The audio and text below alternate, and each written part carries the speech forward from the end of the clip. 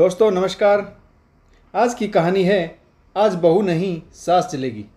आशा करता हूँ आप सभी कुशल मंगल होंगे।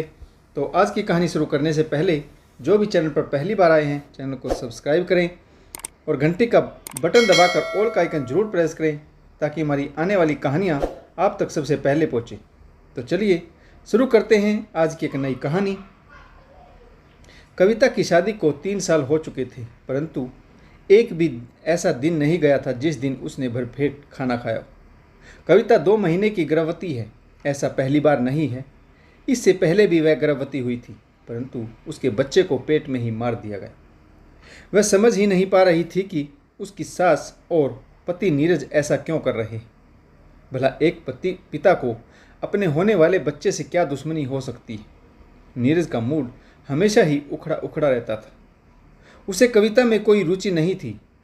जब उसका मन होता वह कविता के साथ प्रेम लीला रचाता और थोड़ी ही देर बाद उसका प्यार न जाने कहाँ गुम हो जाता और उस चेहरे पर गुस्से की लकीरें आ जाती। कविता सहम जाती। ससुराल में उसका शारीरिक और मानसिक शोषण हो रहा था। शारीरिक शोषण करने वाला कोई और नहीं बल्कि उसका पति ही था। पति ही शारीरिक सौंदर्य का भोग नहीं करेगा तो फिर शादी क्यों की। क्या पुरुष शादी सिर्फ अपनी शारीरिक संतुष्टि के लिए करते हैं? ऐसे अनेकों सवाल कविता के मन में उठते रहते। अभी कल ही सास ने घर में बहुत बड़ा बखेड़ा खड़ा किया था। नीरज भी कविता से बात नहीं कर रहा था। सुबह गुस्से में ड्यूटी गया और शाम को वापस आया तो सीधे अपनी माँ के कमरे में चला गया। माँ बेटे ने कमरे में मंगवा कर ही डिनर किया।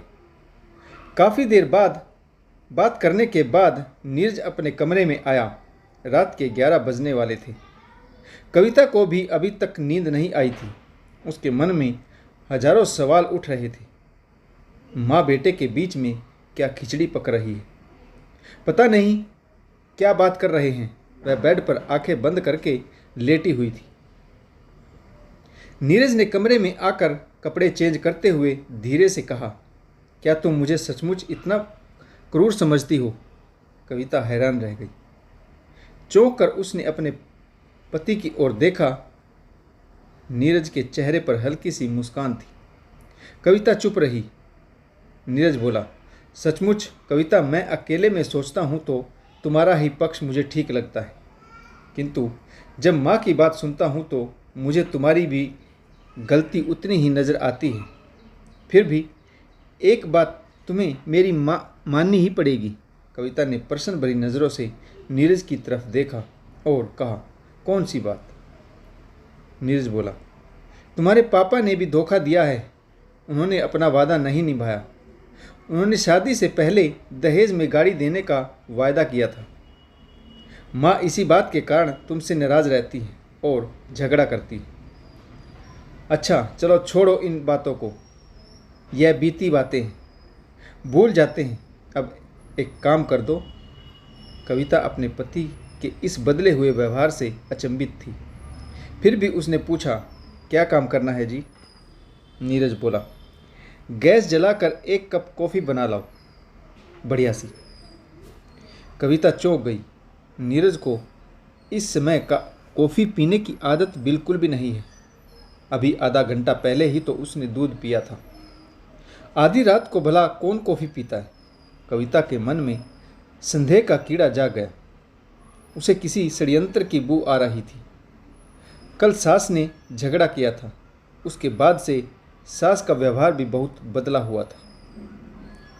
पिछले 3 सालों में यह पहली बार था जब नीरज ने कविता से इतने प्यार से बात की थी, वरना रोज शाम को सिर्फ और सिर्फ झगड़ा होता था, जिसके कारण कविता को भूखे पेट ही सोना पड़ता था। इन्हीं झगड़ों और कलेश के कारण कविता ने अपने होने वाले बच्चों की बलि दी थी। कविता ने अपने आप को घर के कार्यों की भट्ठी में झोंक दिया परंतु फिर भी सास को चैन नहीं था। कविता यह बात अपने मायके में भी नहीं बता सकती थी, क्योंकि वह अपने माता पिता को परेशान नहीं करना चाहती थी। पिता ने अपनी हैसियत के से बढ़कर दहेज दिया था, परंतु दहेज रूपी दानव का मुंह इतना बड़ा है कि एक बेटी का पिता उसकी भूख को नहीं मिटा सकता। नीरज का बदला हुआ स्वभाव और अचानक से हो रही प्रेम की वर्षा कविता के लिए हैरानी का कारण थी। अचानक ही कविता को याद आया कि गैस तो खत्म होने वाली है और नया गैस सिलेंडर भरकर आने में कई दिन लगेंगे। उसने सोचा कि मैं स्टोव पर कॉफ़ी बना लेती हूँ। नीरज बोला, नहीं, अभी तो सिलेंडर भरा हुआ है, मैंने देखा था। कविता की छठी इंद्री ने यह बात पकड़ ली। उसके मन में संदेह की परतें पड़ने लगी। रह रहकर मन में सवाल उठने लगा। आधी रात को पतिदेव को कॉफ़ी पीनी है, वह स्टोव पर नहीं, केवल गैस पर बनानी है, और नीरज को गैस चेक करने की ज़रूरत क्यों पड़ गई? कविता पर बिजली कौंध गई। अचानक से ख्याल आया, कहीं उसे जलाकर मारने का षड्यंत्र तो नहीं रचा जा रहा। अचानक यह परिवर्तन, नीरज का व्यवहार परिवर्तन, इन सब से उसे षड्यंत्र की बू आ रही थी।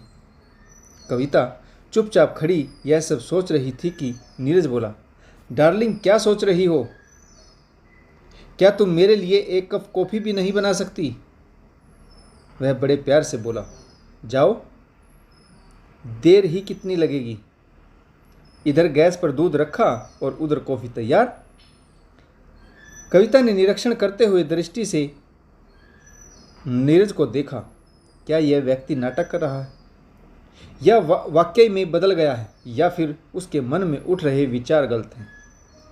पिछले 3 सालों में तो ऐसा पहली बार हुआ है जो उसका पति उस पर इतना प्यार बरसा रहा था। कहीं सचमुच ही नीरज का हृदय परिवर्तन तो नहीं हो गया, परंतु उसे इसकी संभावना बहुत कम नजर आ रही थी।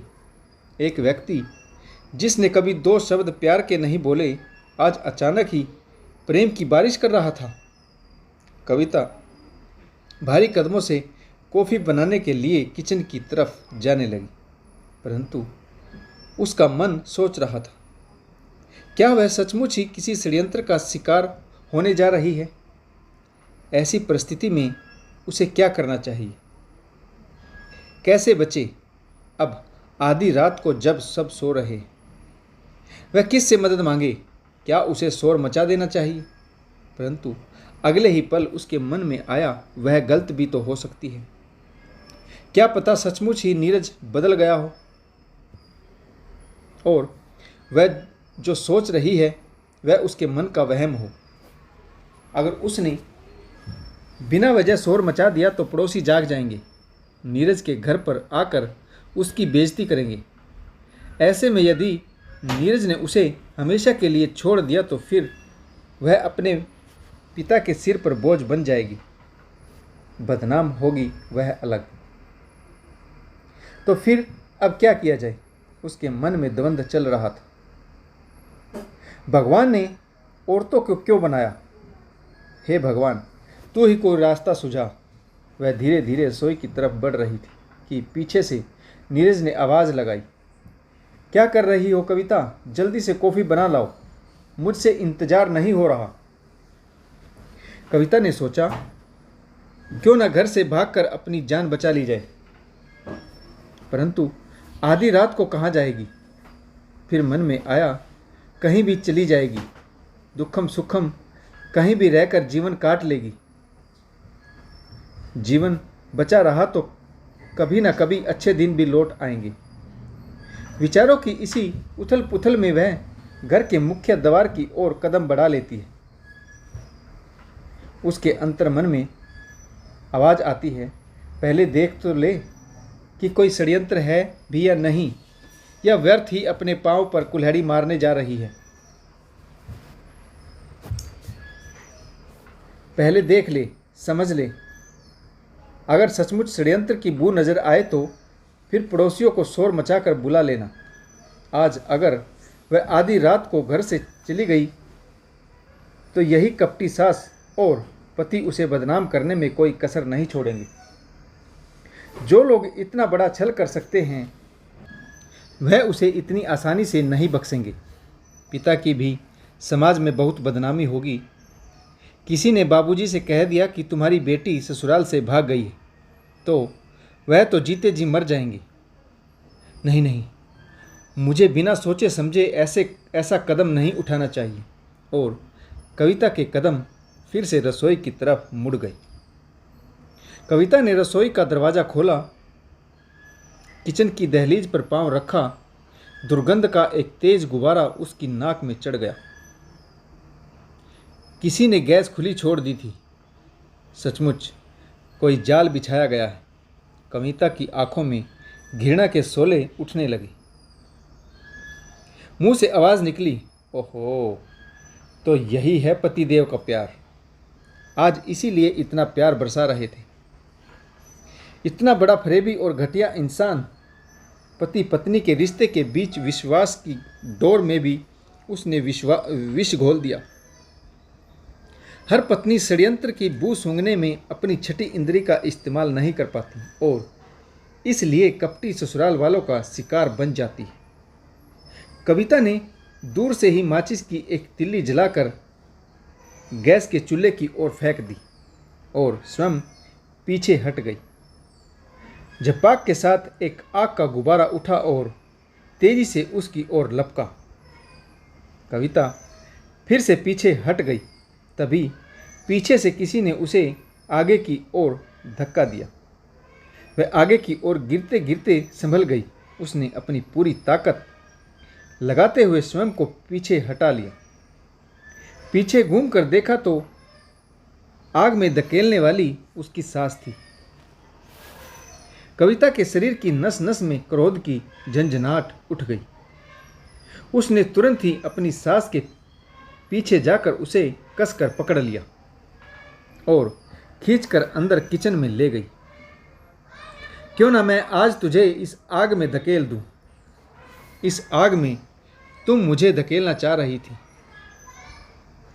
आज यह आग तुझे जला देगी तो नया कीर्तिमान बनेगा। आज बहू नहीं सास जल गई। क्यों सासू माँ, कर दूं मैं यह काम, बड़ा पुण्य मिलेगा मुझे। तुम जैसी सुरसा को आग में भस्म करने से किसी न किसी की अक्ल तो ठिकाने आ ही जाएगी। कविता ने अपनी सास के बाल पकड़े हुए थे।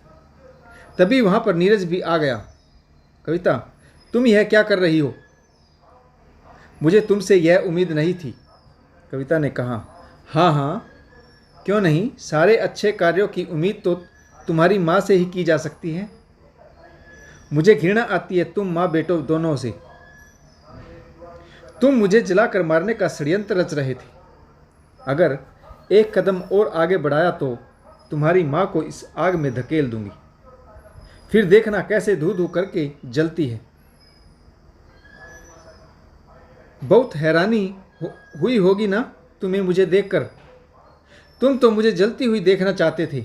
तुम्हें शर्म नहीं आई? मेरे साथ साथ तुम मेरे पेट में पल रहे अंश को भी जलाकर मार देना चाहते थे।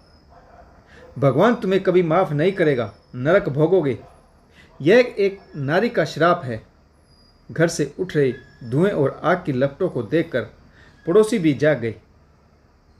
कविता की सास कह रही थी, मेरे बेटे का इसमें कोई दोष नहीं है, उसे माफ़ कर दो, उसने कुछ नहीं किया। परंतु कविता समझती थी यह माँ बेटे दोनों का ही षड्यंत्र था। पड़ोसी इस षड्यंत्र के गवाह बने और कविता ने अपनी सास और पति को कड़ी से कड़ी सजा दिलवाई। आशा करता हूँ आपको यह कहानी ज़रूर पसंद आई होगी।